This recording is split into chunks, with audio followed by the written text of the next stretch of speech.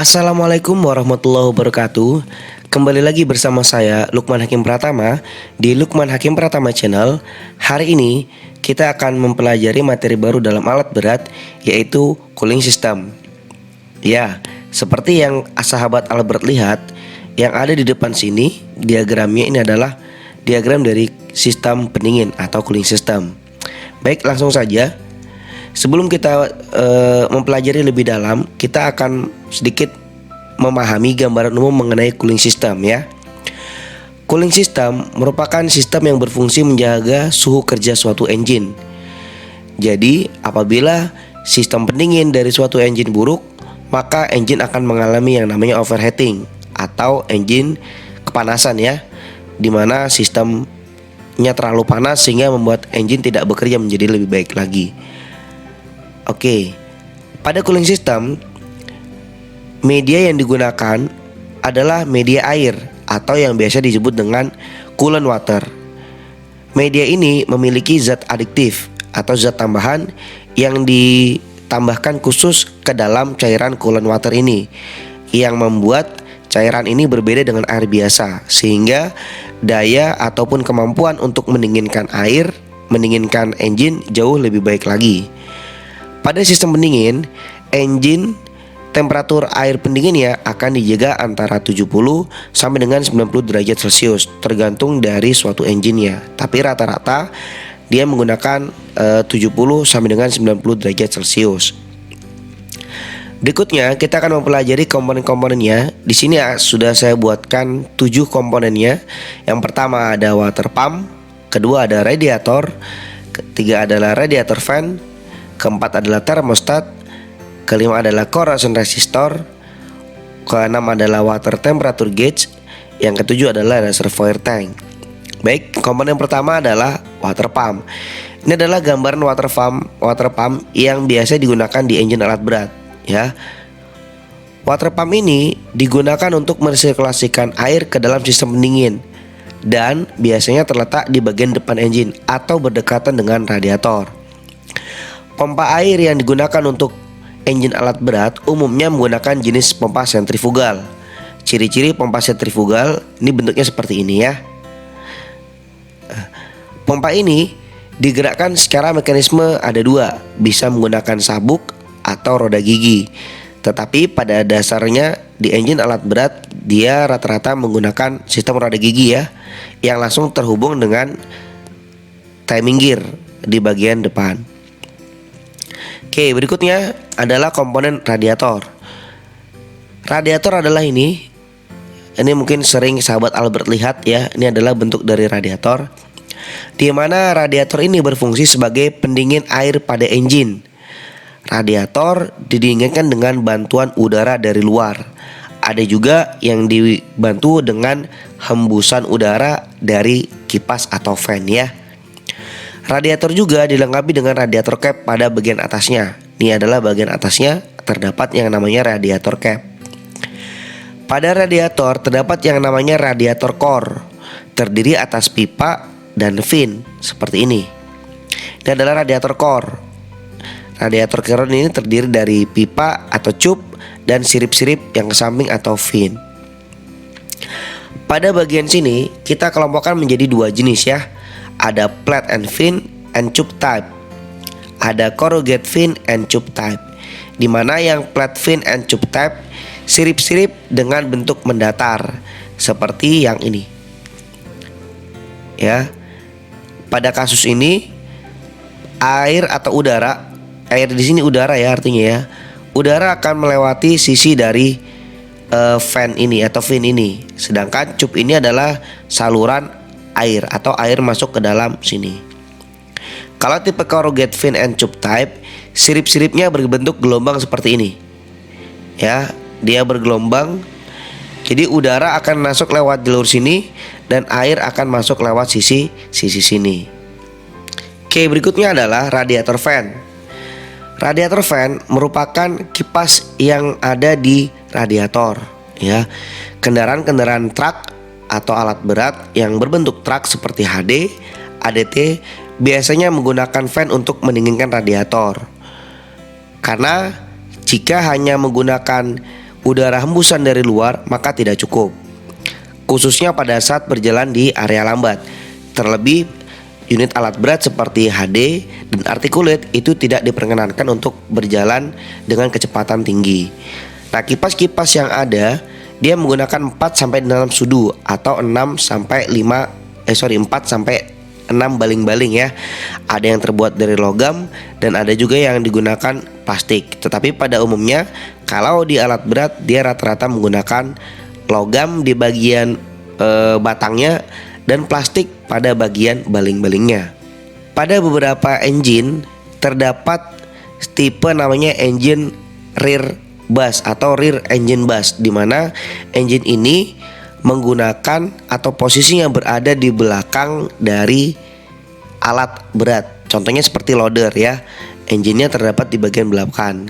Nah, pada kondisi ini alat berat tersebut memiliki yang namanya fan clutch atau disebut dengan clutch untuk memutarkan fan dan memutuskan fan-nya, sehingga pada kondisi tertentu menghentikan putaran kipas pada saat temperatur air masih rendah, dan kipas akan berputar lagi menjadi lebih tinggi atau putarannya berputar terus saat temperaturnya sudah tinggi.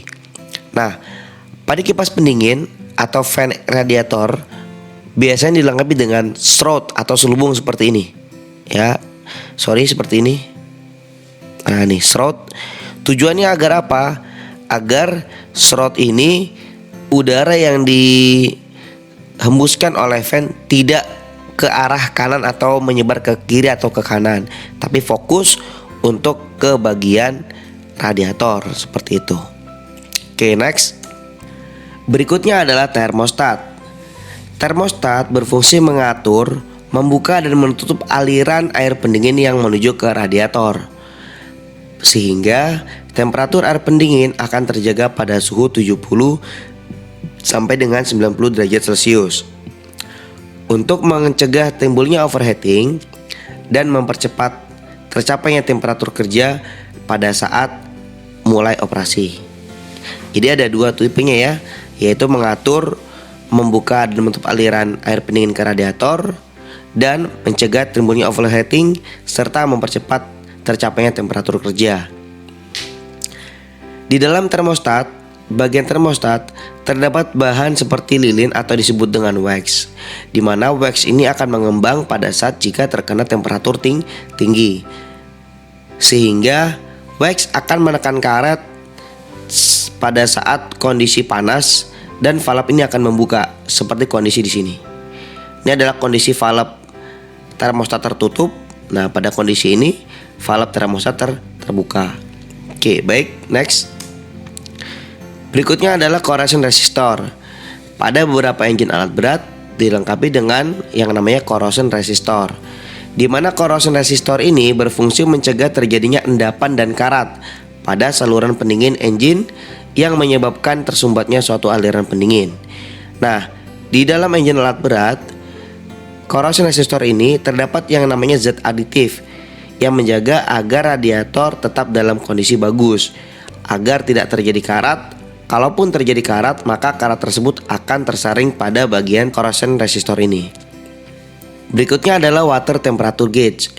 Water temperature gauge biasanya terletak di cabin atau di dalam ruang operator. Water temperature gauge berfungsi untuk mendeteksi suhu kerja dari suatu engine. Water temperature gauge bekerja berdasarkan sensor elektrik yang terdapat pada saluran water manifold. Pada water temperature gauge dilengkapi dengan angka-angka seperti ini, 40, 80, 120. Pada kondisi ini kita akan melihat kondisi kerja engine adalah di antara suhu kerjanya adalah 70 sampai dengan 90 derajat Celcius. Sehingga apabila melewati dari ini maka sudah termasuk dalam kondisi overheating. Sehingga operator wajib melihat kondisi jarum penunjuk ini berada di posisi apa ketika saat mengoperasikan suatu unit alat berat. Oke, berikutnya adalah reservoir tank. Reservoir tank biasanya terletak tidak jauh dari radiator. Reservoir tank ini juga berfungsi untuk sebagai tangki cadangan yang akan menampung air radiator apabila radiator kekurangan coolant water. Nah, pada saat kondisi tertentu, reservoir tank sebagai tempat penampung cadangan apabila radiator terdapat kelebihan coolant water, sehingga pada saat coolant water ini berlebih, radiator akan melepaskan atau memindahkan air pendingin ini masuk ke dalam reservoir tank. Begitu sebaliknya, pada saat radiator terjadi kekurangan air coolant atau water coolant, maka air yang terdapat pada reservoir tank akan dihisap dan masuk ke dalam radiator. Berikutnya, kita akan membahas komponen yang selanjutnya adalah radiator pressure cap. Radiator pressure cap terdapat di atas dari suatu radiator, di mana radiator pressure cap ini memiliki peranan yang cukup penting dalam proses pendinginan dari suatu radiator. Radiator cap berfungsi mengatur tekanan yang berada di dalam radiator, karena pada radiator cap terdapat safety valve. Nah, safety valve ini dibagi menjadi dua, yaitu pada pressure valve dan vacuum valve. Seperti yang di bawah ini, vacuum valve ini adalah yang ini. Nah, yang pressure valve ini adalah yang ini. Terdapat komponen lain seperti gasket dan juga overflow tube yang nantinya akan disalurkan menuju ke reservoir tank. Ya, seperti ini adalah gambaran dari radiator pressure cap. Kita akan bahas yang pressure valve dan vacuum valve-nya ya. Pressure valve berfungsi mengatasi tekanan berlebihan di dalam radiator saat tekanan udara dalam radiator naik sebesar 0,75 kg per cm persegi, lebih tinggi dari tekanan udara luar.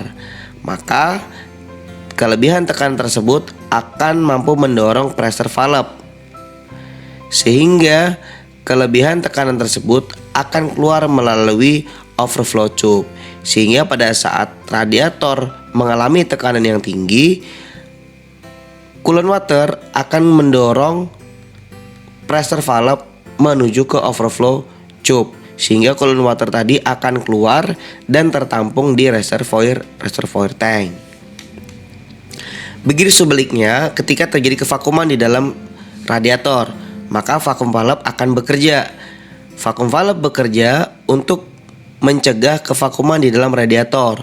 Jika tekanan di dalam sistem pendingin kecil atau kurang dari tekanan udara luar, maka vacuum valve akan terbuka.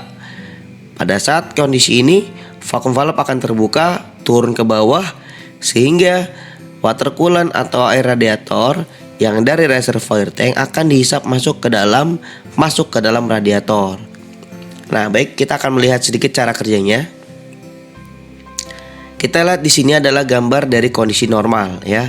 Di sini adalah gambar dari kondisi normal.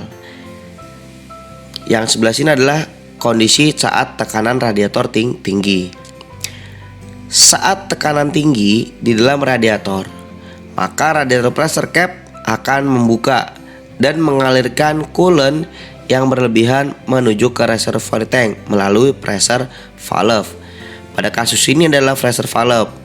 Kondisi engine masih normal, tetapi ketika kondisi engine sudah penuh, ketika kondisi radiator sudah mengalami tekanan yang cukup tinggi, maka coolant water akan naik ke atas sehingga memenuhi tekanan dari pressure valve, sehingga pressure valve akan terdorong ke atas, coolant water akan masuk menuju ke overflow tube. Pada kondisi normal, air radiator tadi masih seperti ini. Tetapi apabila terjadi pressure yang tinggi pada radiator, maka coolant dari radiator akan mengalir menuju ke reservoir tank akibat tekanan yang berlebihan tadi. Ini kondisi normalnya. Ketika kondisi tinggi, tekanan tinggi, maka reservoir akan menambah seperti ini. Oke, berikutnya adalah kondisi di mana tekanan radiator kembali normal. Nah, kondisi ini adalah sebaliknya. Jika tekanan radiator kembali normal, maka coolant yang berada di reservoir akan dihisap lagi kembali ke radiator melalui vacuum valve. Pada kasus ini, yang tadinya reservoir tank terdapat banyak coolant, maka coolant ini akan terhisap masuk ke jalur ini dan kondisinya akan menjadi sedikit seperti ini, ya. Oke, berikutnya kita akan bahas lagi yang namanya cara kerja dari termostat. Kondisi suhu coolant normal atau di bawah 75 derajat Celcius. Pada kasus ini, kita akan belajar cara kerja dari termostat pada saat termostat beroperasi secara normal atau saat suhu coolant masih berada di bawah 70 derajat Celcius. Pada kondisi ini, termostat akan bekerja secara normal, yaitu mengalirkan coolant menuju ke water pump untuk disuplai kembali ke dalam engine agar temperatur kerja tetap tercapai. Pada kondisi ini, air radiator dari sistem akan masuk kembali ke water pump, masuk lagi melalui termostat, masuk lagi ke water pump. Nah, pada kondisi ini termostat akan terbuka pada suhu 74,5 derajat sampai dengan 78,5 derajat Celcius. Pada saat dia full terbuka, yaitu pada suhu 90 derajat Celcius, dengan minimum valve liftingnya adalah 10 mili pergerakan valve ini. Berikutnya adalah kondisi ketika suhu coolant tinggi atau di atas 75 derajat sampai dengan 90 derajat Celcius. Pada kondisi ini, expander atau wax yang kita bahas di awal tadi akan mengembang sehingga membuat needle jarum ini akan terdorong ke atas sehingga menutup sebagian atau menutup penuh aliran air radiator yang menuju ke water pump. Sekarang air akan masuk menuju ke radiator secara menyeluruh ketika suhu mencapai temperatur 90 derajat Celcius. Ada kalanya ketika suhu masih suhu 80 derajat Celcius, maka air coolant tadi akan masuk sebagian ke sisi water pump dan masuk sebagian ke sisi radiator. Baiklah, sekarang kita akan ulang kembali cara kerja dari cooling system, mulai dari water pump.